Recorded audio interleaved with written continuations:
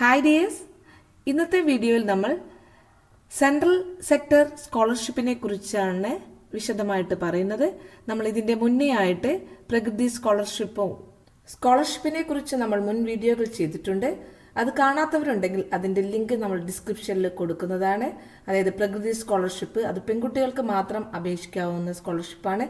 ഈ ഒരു സ്കോളർഷിപ്പ്, അതായത് സെൻട്രൽ സെക്ടർ സ്കോളർഷിപ്പ്, ആൺകുട്ടികൾക്കും പെൺകുട്ടികൾക്കും എല്ലാ മതവിഭാഗക്കാർക്കും, എല്ലാ കാറ്റഗറി വൈസ് ഒന്നും തന്നെയില്ല, എല്ലാ വിഭാഗക്കാർക്കും അപേക്ഷിക്കാവുന്ന സ്കോളർഷിപ്പാണ്. ഇതിൻ്റെ ഡീറ്റെയിൽസ് വിവരങ്ങൾ എന്താണെന്ന് നമുക്ക് നോക്കാം. ഈ വീഡിയോ നിങ്ങൾ മുഴുവനായി കാണുക. ഒപ്പം തന്നെ ഈ ചാനൽ ആദ്യമായി കാണുന്നവരാണെങ്കിൽ നിങ്ങളൊന്ന് സബ്സ്ക്രൈബ് ചെയ്തേക്കണേ. നമ്മളിടുന്ന ലേറ്റസ്റ്റ് ആയിട്ടുള്ള അപ്ഡേറ്റ്സുകൾ നിങ്ങൾക്ക് ലഭിക്കുന്നതായിരിക്കും. നിങ്ങളുടെ ലൈക്കും നമുക്ക് വളരെ വളരെ ഇമ്പോർട്ടൻ്റ് ആണ്, അതുകൊണ്ട് ലൈക്ക് ചെയ്യാനും മറക്കല്ലേ.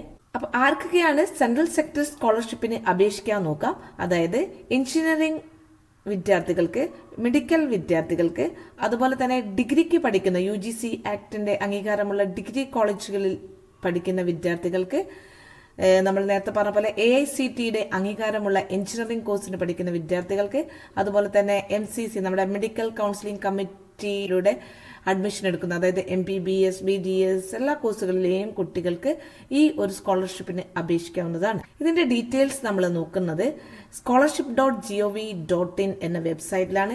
അതായത് നമ്മൾ ആ വെബ്സൈറ്റിൽ പോയി കഴിഞ്ഞാൽ, അപ്പൊ ഇതാണ് നമ്മുടെ വെബ്സൈറ്റ് അഡ്രസ്. scholarship.gov.in എന്ന വെബ്സൈറ്റിലാണ്.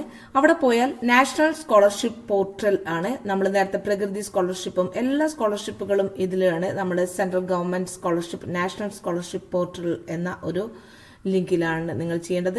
ഇവിടെയാണ് ന്യൂ രജിസ്ട്രേഷനിലാണ് നിങ്ങൾ ഇനി ആദ്യമായിട്ടാണ് രജിസ്റ്റർ ചെയ്യുന്നത്. ഫസ്റ്റ് ഇയർ സ്റ്റുഡൻസിനാണ് അപേക്ഷിക്കുന്നത്. ഓൾറെഡി ഉള്ള കുട്ടികളാണെങ്കിൽ അവർക്ക് റിന്യൂവൽ ചെയ്താൽ മതി. സെക്കൻഡ് ഇയർ, തേർഡ് ഇയർ അവർ ഓൾറെഡി കൊടുത്തവരാണെങ്കിൽ അവർക്കത് റിന്യൂ ചെയ്യാം. അപ്പോൾ ഈ ന്യൂ രജിസ്ട്രേഷനിലാണ് നിങ്ങൾ ഡീറ്റെയിൽസ് ആയിട്ട് പോകേണ്ടത്. നമ്മൾ ആ ഒരു പാർട്ടിലേക്ക് കടക്കുന്നില്ല. ഈ സ്കോളർഷിപ്പിനെ കുറിച്ചുള്ള വിശദാംശങ്ങൾ എങ്ങനെയാണ് മനസ്സിലാക്കേണ്ടതെന്ന് നോക്കാം. നിങ്ങൾ എല്ലാ കുട്ടികൾക്കും ഇത് മനസ്സിലാക്കാവുന്നതാണ്. നിങ്ങൾ വെബ്സൈറ്റിൽ കയറി കഴിഞ്ഞാൽ ഇങ്ങനെ ഒരു വിൻഡോ ഓപ്പൺ ചെയ്യും. ഇവിടെ സെൻട്രൽ സ്കീംസ് ഉണ്ട്. സെൻട്രൽ സ്കീംസിലുള്ള ഈ സ്കോളർഷിപ്പ്, അതായത് സെൻട്രൽ സെക്ടർ സ്കോളർഷിപ്പ് എന്ന് പറഞ്ഞാൽ ഡിപ്പാർട്ട്മെന്റ് ഓഫ് ഹയർ എഡ്യൂക്കേഷന്റെ കീഴിലുള്ള സ്കോളർഷിപ്പാണ്. ഏകദേശം നമുക്കത് എന്താണെന്ന് അതിന്റെ ഡീറ്റെയിൽസിലേക്ക് നോക്കാവുന്നതാണ്. ഇപ്പൊ ഡിപ്പാർട്ട്മെന്റ് ഓഫ് ഹയർ എഡ്യൂക്കേഷനിൽ നമുക്ക് ക്ലിക്ക് ചെയ്താൽ ഇവിടെ അതിന്റെ ഡേറ്റുകൾ, കാര്യങ്ങൾ കാണാൻ പറ്റും. സ്കീം ക്ലോസിംഗ് ഡേറ്റ് വളരെ ശ്രദ്ധിക്കുക. കുറച്ച് ദിവസങ്ങളേ ഉള്ളൂ കുട്ടികളെ. നിങ്ങൾ അപേക്ഷിച്ചിട്ടുണ്ടാകും, എന്നാലും അപേക്ഷിക്കാത്ത ഏതെങ്കിലും കുട്ടികളുണ്ടെങ്കിൽ അവരുടെ ലാസ്റ്റ് ഡേറ്റ് 30/11/2020 ആണ്. അതുപോലെ തന്നെ അവരുടെ വെരിഫിക്കേഷൻസ് ഒക്കെ ഇത് കോളേജുകാർ ചെയ്യുന്നതാണ്. എന്തെങ്കിലും ഉണ്ടെങ്കിൽ ഡിഫക്റ്റീവ് വെരിഫിക്കേഷൻസ് ഓപ്പൺ ടിൽ 15-ാം തീയതി വരെ അവർക്ക് കൊടുക്കുന്നതാണ്. ഓക്കെ, ഇൻസ്റ്റിറ്റ്യൂട്ട് വെരിഫിക്കേഷനും 15-ാം തീയതി. ഇപ്പം നിങ്ങളെ കോളേജ് ത്രൂ നിങ്ങൾക്ക് ഇത് അപേക്ഷിക്കാവുന്നതാണ്. ഇനി പല കുട്ടികൾക്കും ഒരു സംശയം ഉണ്ടാവും, ഒരുപാട് സ്കോളർഷിപ്പുകൾ നമ്മുടെ മുമ്പിലുണ്ടെങ്കിൽ നമുക്ക് ഏതൊക്കെ സ്കോളർഷിപ്പിന് അപേക്ഷിക്കാം എന്നുള്ളതാണ്. അതായത് കുട്ടികളെ, നമ്മുടെ നിയമപ്രകാരം നമ്മൾ ഒരു സ്കോളർഷിപ്പേ വാങ്ങിക്കാൻ പാടുള്ളൂ. അത് നിർബന്ധമുള്ള കാര്യമാണ്. നമ്മൾ സ്റ്റേറ്റ് ഗവൺമെന്റിന്റെ ഏതെങ്കിലും സ്കോളർഷിപ്പ് വാങ്ങിക്കുന്നുണ്ടെങ്കിൽ അത് മാത്രം, അല്ലെങ്കിൽ സെൻട്രൽ ഗവൺമെന്റ് ആണെങ്കിൽ അത് മാത്രം. ചില സ്കോളർഷിപ്പുകൾ ഉണ്ടാകും, അതിൽ പ്രത്യേകം പറയും മറ്റുള്ള സ്കോളർഷിപ്പുകൾ വാങ്ങിയാൽ കുഴപ്പമില്ല, അതിൽ അവരുടെ നിയമാവലിയിൽ തന്നെ ഉണ്ടാകുന്നതായിരിക്കും. അങ്ങനെയുള്ള സ്കോളർഷിപ്പുകൾ നമുക്ക് വാങ്ങിക്കാവുന്നതാണ്.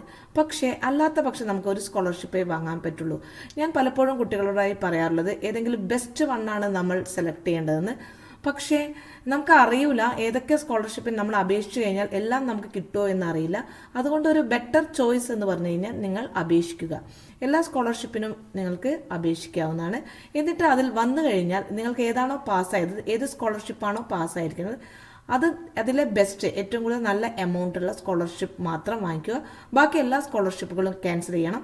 ഒരിക്കലും ഒന്നിൽ കൂടുതൽ സ്കോളർഷിപ്പ് വാങ്ങിക്കഴിഞ്ഞാൽ അത് വളരെ സീരിയസ് ആയിട്ടുള്ള വിഷയമാണ് അത്. അപ്പോൾ ഏറ്റവും ബെസ്റ്റ് ആയിട്ടുള്ളത് നിങ്ങൾക്ക് സെലക്ട് ചെയ്യാം. നമുക്ക് എല്ലാത്തിനും അപേക്ഷിക്കാം. ഇതിൽ സെലക്ഷൻസുകളുണ്ട്. ഒരുപാട് പ്രൊസീജിയേഴ്സിലൂടെയാണ് ഓരോ കുട്ടിക്കും സ്കോളർഷിപ്പ് ലഭിക്കുന്നത്. അപ്പോൾ നമ്മൾ ഒന്ന് മാത്രം അപേക്ഷിച്ചു കഴിഞ്ഞാൽ അത് കിട്ടിയിട്ടില്ലേ നമ്മുടെ സ്കോളർഷിപ്പിന്റെ അവസരം നഷ്ടപ്പെട്ടു പോകും. അതുകൊണ്ടാണ് ഞാൻ പറയുന്നത്. അപ്പോൾ പ്രത്യേകം മനസ്സിലാക്കുക, നിങ്ങൾ അപേക്ഷിച്ചു കഴിഞ്ഞാൽ, കിട്ടിക്കഴിഞ്ഞാൽ ഒന്ന് മാത്രമേ സ്വീകരിക്കാൻ പാടുള്ളൂ. അത് പ്രത്യേകം ശ്രദ്ധിക്കുക. ഇതിന്റെ ഗൈഡ് ലൈൻസ് ഡീറ്റെയിൽസുകളുണ്ട്. സെൻട്രൽ സെക്ടർ സ്കോളർഷിപ്പിന്റെ ഗൈഡ് ലൈൻ ഡീറ്റെയിൽസുകൾ നമുക്കൊന്ന് നോക്കാം. ഞാൻ എല്ലാം ഒന്നുമില്ല ഇമ്പോർട്ടൻ്റ് ആയിട്ടുള്ള കാര്യങ്ങളിലൂടെ നമുക്ക് ഇന്ന് നോക്കാവുന്നതാണ്. അതായത് ഇതിന്റെ എലിജിബിലിറ്റി, ഈ സ്കോളർഷിപ്പിന്റെ എലിജിബിലിറ്റി കുട്ടികൾക്ക് നിങ്ങൾക്ക് ഇത് വായിക്കാവുന്നതാണ്. ഇത് വെബ്സൈറ്റിലുണ്ട്. എലിജിബിലിറ്റി എന്ന് പറഞ്ഞു കഴിഞ്ഞാൽ നിങ്ങൾക്ക് +2 തലത്തിൽ 80% മാർക്ക് ലഭിച്ചിരിക്കണം. 80% ആണ് നിങ്ങളുടെ മാർക്ക് ലഭിച്ചിരിക്കുന്നത്. അത് നിങ്ങൾ ഏതായാലും സ്റ്റേറ്റ് ബോർഡാണ് പ്രശ്നമില്ല, CBSE, ICSE +2 ലെവലിൽ നിങ്ങൾക്ക് അതിന് ഇക്വലന്റ് ആയിട്ടുള്ള എക്സാമിനേഷനിൽ 80% മാർക്കാണ് വേണ്ടത്. അതുപോലെ തന്നെ ഈ കുട്ടികൾക്ക്, ഈ സ്കോളർഷിപ്പിന് അപേക്ഷിക്കുന്നവർക്ക് റിസർവേഷൻസ് കാറ്റഗറി ഉണ്ട്. എല്ലാ കുട്ടികൾക്കും അപേക്ഷിക്കാം, പക്ഷേ റിസർവേഷനിലും കൂടി നോക്കിയിട്ടായിരിക്കും അവർ കുട്ടികളുടെ ലിസ്റ്റ് പബ്ലിഷ് ചെയ്യുന്നത്. അതായത് SC-കാർക്ക് 15%, ST-കാർക്ക് 7.5%, അതുപോലെ തന്നെ അതർ ബാക്ക്വേർഡ് ആയിട്ടുള്ള OBC കാറ്റഗറിക്കാർക്ക് 27% ഉണ്ട്. ഫിസിക്കലി ഹാൻഡിക്യാപ്ഡ് ആയിട്ടുള്ള കുട്ടികൾക്കും 5% റിസർവേഷൻസ് ഉണ്ടായിരിക്കുന്നതായിരിക്കും. പക്ഷേ ഇവിടെ നമ്മൾ റിസർവേഷൻ ഉള്ള കുട്ടികൾക്ക് മാത്രമല്ല അപേക്ഷിക്കാൻ പറ്റുള്ളൂ. എല്ലാ കുട്ടികൾക്കും കാസ്റ്റ് ഡിസ്ക്രിമിനേഷൻ ഒന്നും തന്നെയില്ല, എല്ലാ വിദ്യാർത്ഥികൾക്കും അപേക്ഷിക്കാവുന്നതാണ്. ഇപ്പം പഠിക്കുന്ന ഫസ്റ്റ് ഇയർ കുട്ടികൾക്കാണ്, ഇപ്പം നിങ്ങൾ അഡ്മിഷൻ എടുത്ത കുട്ടികൾക്കാണ് ഇത് അപേക്ഷിക്കാനുള്ള ഫ്രഷ് രജിസ്ട്രേഷൻ ആയിട്ട് നിങ്ങൾക്ക് അപേക്ഷിക്കാവുന്നതാണ്. അപേക്ഷിക്കേണ്ട വെബ്സൈറ്റ് അഡ്രസ് നമ്മൾ നോക്കുക, www.scholarship.gov.in എന്ന വെബ്സൈറ്റിലാണ് നിങ്ങൾ അപേക്ഷിക്കേണ്ടത്. ന്യൂ രജിസ്ട്രേഷൻ കോളത്തിൽ നമ്മൾ തുടക്കം പറഞ്ഞ പോലെ അതിലൂടെ ക്ലിക്ക് ചെയ്ത് നിങ്ങളുടെ ഡീറ്റെയിൽസ് കൊടുത്തു കഴിഞ്ഞാൽ നിങ്ങൾക്ക് പാസ്വേഡ് കാര്യങ്ങളെല്ലാം തന്നെ കിട്ടും. അതനുസരിച്ച് നിങ്ങൾക്ക് നിങ്ങളുടെ സർട്ടിഫിക്കറ്റുകളൊക്കെ തന്നെ അപ്ലോഡ് ചെയ്യാവുന്നതാണ്. ഓക്കെ, അപ്പോൾ പ്രത്യേകം ശ്രദ്ധിക്കുക, 80% മാർക്ക് കൂടുതലുള്ള കുട്ടികളാണ്, +2 ലെവലിൽ 80% മാർക്ക് കൂടുതലുള്ള കുട്ടികൾക്കാണ് ഈ സ്കോളർഷിപ്പിന് അപേക്ഷിക്കാൻ പറ്റുള്ളൂ. അത് നിങ്ങൾ അപേക്ഷിച്ചു കഴിഞ്ഞാൽ നിങ്ങളുടെ അപ്ലിക്കേഷൻസും നിങ്ങളുടെ സർട്ടിഫിക്കറ്റുകളൊക്കെ തന്നെ ഓൺലൈൻ വെരിഫിക്കേഷൻസ് ഉണ്ടായിരിക്കും. അതായത് നിങ്ങൾ പഠിക്കുന്ന ഇൻസ്റ്റിറ്റ്യൂട്ടുകൾ അത് വെരിഫൈ ചെയ്യും. അതിനുശേഷം റെസ്പെക്റ്റീവ് സ്റ്റേറ്റ് എഡ്യൂക്കേഷൻസ് ബോർഡുകൾ അത് വെരിഫൈ ചെയ്യുന്നതാണ്. അതിൻ്റെയൊക്കെ ശേഷമാണ് റാങ്ക് ലിസ്റ്റുകൾ പബ്ലിഷ് ചെയ്യുക. അതുപോലെ തന്നെ applicants require to submit request ഡോക്യുമെന്റ്സുകളുണ്ട്. നിങ്ങളുടെ മാർക്ക് ഷീറ്റ് വേണം, 12ാം ക്ലാസ്സിൽ നിങ്ങൾ അതിപ്പോൾ കോളേജിൽ കൊടുത്തിട്ടുണ്ടെങ്കിൽ അതിൻ്റെ ഒരു കോപ്പി നിങ്ങൾ PDF ആയിട്ട് സെൻഡ് ചെയ്യേണ്ടി വരും. ഇൻകം സർട്ടിഫിക്കറ്റ് ഉണ്ട്, അപ്ലോഡ് ചെയ്യണം. അപ്പോൾ ഈ 2 കാര്യങ്ങൾ പ്രത്യേകം ശ്രദ്ധിക്കുക. ഇൻസ്റ്റിറ്റ്യൂട്ട്, നിങ്ങൾ പഠിക്കുന്ന കോളേജ് അത് അപ്രൂവ് ചെയ്യണം. ഒപ്പം തന്നെ അതിൻ്റെ സ്റ്റേറ്റ് എഡ്യൂക്കേഷൻ ബോർഡും കൂടി അപ്രൂവ് ചെയ്താൽ മാത്രമേ നിങ്ങളുടെ സ്കോളർഷിപ്പ് അർഹതയാവുള്ളൂ. പക്ഷെ അത് ഇൻവാലിഡ് ആയിരിക്കും. ഈ സ്കോളർഷിപ്പ് എമൗണ്ട് എന്ന് പറഞ്ഞു കഴിഞ്ഞാൽ ഓരോ വർഷവും 10,000 രൂപയാണ് സ്കോളർഷിപ്പായിട്ട് ലഭിക്കുന്നത്. 3 വർഷത്തെ കോഴ്സുള്ള, അപ്പോൾ ഡിഗ്രിക്ക് പഠിക്കുന്ന കുട്ടികളാണെങ്കിൽ അവർക്ക് 10,000 രൂപയാണ് ലഭിക്കാറുള്ളത്. അപ്പോൾ ഒരു വർഷത്തിൽ 10,000 രൂപയാണ് അവർക്ക് ലഭിക്കുക. ഇനി 4 ഇയേഴ്സ് ഇൻഷുറൻസ് സ്റ്റുഡൻസ് ആണെങ്കിൽ 3 വർഷത്തിന് ശേഷം 20,000 രൂപയാണ് അവർക്ക് ലഭിക്കുന്നത് പെർ ഇയർ ആയിട്ടുള്ളത്. അതുപോലെ തന്നെ MBBS BDS കോഴ്സുകൾക്കാണെങ്കിൽ, മെഡിക്കൽ ആണെങ്കിൽ അവരുടെ കോഴ്സിന്റെ 3 ഇയേഴ്സ്, ആഫ്റ്റർ 3 ഇയേഴ്സ് കഴിഞ്ഞിട്ടാണെങ്കിൽ അവർക്ക് 20,000 രൂപ വെച്ച് കിട്ടും.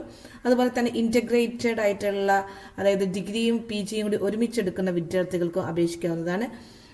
ആ കുട്ടികൾക്കെല്ലാം തന്നെ ആദ്യത്തെ 3 വർഷം 10,000 രൂപയും പിന്നീട് 20,000 രൂപയാണ് ഈ ഒരു സ്കോളർഷിപ്പിന്റെ എമൗണ്ട്. പ്രിയ വിദ്യാർത്ഥികളെ, നിങ്ങൾക്ക് എല്ലാ സ്കോളർഷിപ്പിനും അപേക്ഷിക്കാം. ഏതാണോ ബെസ്റ്റ് അത് സെലക്ട് ചെയ്യണം. ബാക്കിയെല്ലാം നിങ്ങളത് ക്യാൻസൽ ചെയ്യേണ്ടി വരും നിങ്ങൾക്കത് പാസ്സായിട്ടുണ്ടെങ്കിൽ. അതുപോലെ തന്നെ ഇൻകം, നമുക്ക് വാർഷിക വരുമാനം 8 ലക്ഷം രൂപയാണ്. ഒരു വർഷത്തിൽ 8 ലക്ഷം രൂപയുടെ താഴെ വരുമാനമുള്ളവർക്കാണ് ഇതിന് അപേക്ഷിക്കാനുള്ള അർഹതയുണ്ടാവുള്ളൂ. അതുപോലെ തന്നെ നിങ്ങൾക്ക് സ്കോളർഷിപ്പ് കിട്ടിക്കഴിഞ്ഞാൽ അത് തുടർന്നും റിന്യൂവൽ ചെയ്തുകൊണ്ട് പുതുക്കിക്കൊണ്ട് നിങ്ങൾക്ക് നിങ്ങളുടെ സ്കോളർഷിപ്പ് തുക കൈപ്പറ്റാവുന്നതാണ്. അപ്പോൾ അതിനനുസരിച്ച് അതിൻ്റെ അപ്ഡേറ്റ്സുകളൊക്കെ തന്നെ നിങ്ങളുടെ വെബ്സൈറ്റിൽ വരുന്നതായിരിക്കും. അപ്പോൾ പ്രിയ വിദ്യാർത്ഥികൾ, വെബ്സൈറ്റുകൾ, അപ്പം നമ്മുടെ സ്റ്റേറ്റിൽ കിട്ടിയിരിക്കുന്ന സ്കോളർഷിപ്പിൻ്റെ, അപ്പം നമ്മുടെ കുട്ടികൾക്ക് കിട്ടിയിരിക്കുന്ന എണ്ണം 2324 കുട്ടികൾക്കാണ് ഈ സ്കോളർഷിപ്പ് ലഭിച്ചിട്ടുള്ളത്. ഒരു സ്റ്റേറ്റ് കോട്ടയിൽ ലഭിച്ച കുട്ടികളുടെ എണ്ണമാണ് ഇവിടെ കൊടുത്തിരിക്കുന്നത്. അതുകൊണ്ട് കുട്ടികളെ നിങ്ങൾ അപേക്ഷിക്കുക. സ്കോളർഷിപ്പ് കിട്ടുകയോ ഇല്ലയോ നോക്കേണ്ട കാര്യമില്ല. എല്ലാ ഡീറ്റെയിൽസും വെച്ചുകൊണ്ട് നമ്മൾ അപേക്ഷിക്കുക. ഈ 30-ാം തീയതി വരെയാണ് അപേക്ഷിക്കാനുള്ള ഡേറ്റ് കൊടുത്തിരിക്കുന്നത്. അത് ഇനി എക്സ്റ്റെൻഡ് ചെയ്യോ എന്നുള്ളത് നമുക്കറിയില്ല. വെബ്സൈറ്റുകൾ നോക്കുക. അപ്പോൾ ഇതുവരെ അഡ്മിഷൻ എടുത്ത കുട്ടികൾക്കൊക്കെ തന്നെ വളരെ പെട്ടെന്ന് തന്നെ ഈ ഒരു സ്കോളർഷിപ്പിന് അപേക്ഷിക്കാവുന്നതാണ്. നിങ്ങളുടെ വാർഷിക വരുമാനം 8 ലക്ഷത്തി രൂപ താഴെയായിരിക്കണം. +2ന് 80% മാർക്ക് കൂടുതൽ ലഭിച്ചിരിക്കണം. ഈ ഒരു 2 എലിജിബിലിറ്റി ഉണ്ടെങ്കിൽ നിങ്ങൾക്ക് ഈ സ്കോളർഷിപ്പിന് അപേക്ഷിക്കാവുന്നതാണ്.